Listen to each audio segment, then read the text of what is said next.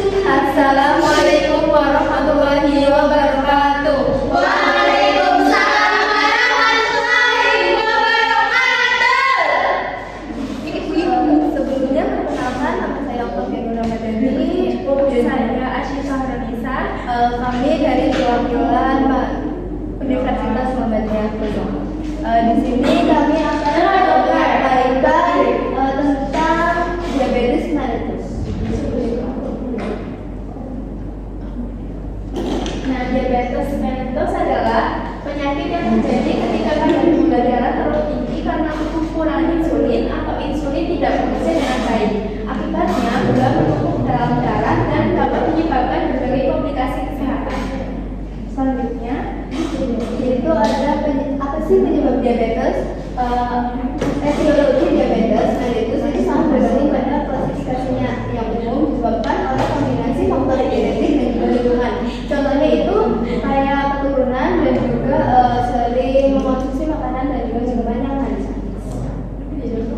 Selanjutnya ada jenis utama diabetes ada 3, yaitu tipe 1, tipe 2, dan juga diabetes gestasional. Tipe 1 itu adalah penyakit autoimun di mana pankreas berhenti memproduksi insulin. Biasanya mengalami indeksi insulin harian. Selanjutnya tipe 2 itu adalah kondisi paling umum di mana kita resisten terhadap insulin atau tidak menghasilkan cukup insulin. Sangat berkaitan dengan gaya hidup dan obesitas. Yang terakhir ada diabetes gestasional, yaitu terjadi pada ibu hamil dan biasanya membaik setelah melahirkan, namun meningkatkan risiko diabetes tipe 2 di kemudian hari.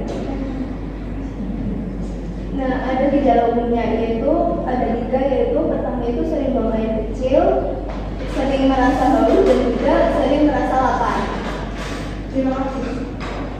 Oke, selanjutnya ada faktor risiko, yaitu terbagi menjadi 2 kelompok utama, yaitu faktor yang dapat diubah, terutama berkaitan dengan gaya hidup, dan faktor yang tidak dapat diubah seperti genetik.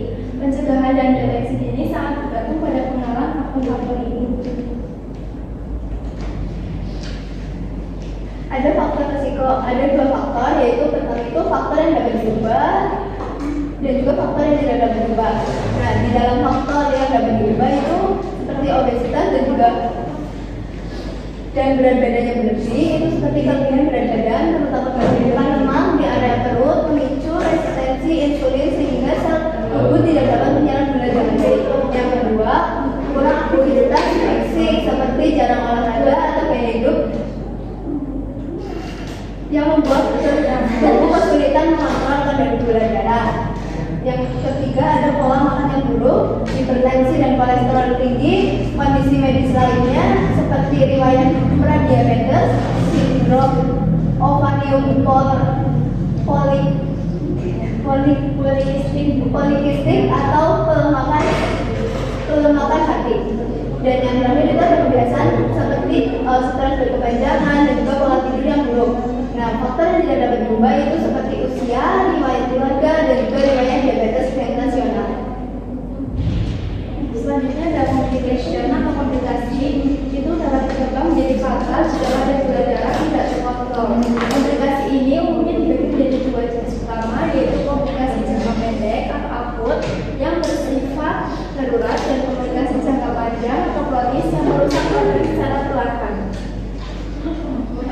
Dan yang terakhir itu ada pencegahannya, yaitu diabetes itu dapat dicegah dengan cara atur pola makan, rajin olahraga, terus pertahankan berat badan ideal, dan juga berhenti merokok, manajemen stres, dan juga screening kesehatan berkala seperti melakukan pemeriksaan kadar gula darah secara rutin.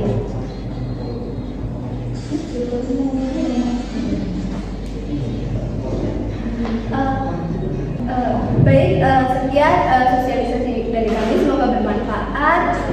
Wassalamualaikum warahmatullahi wabarakatuh.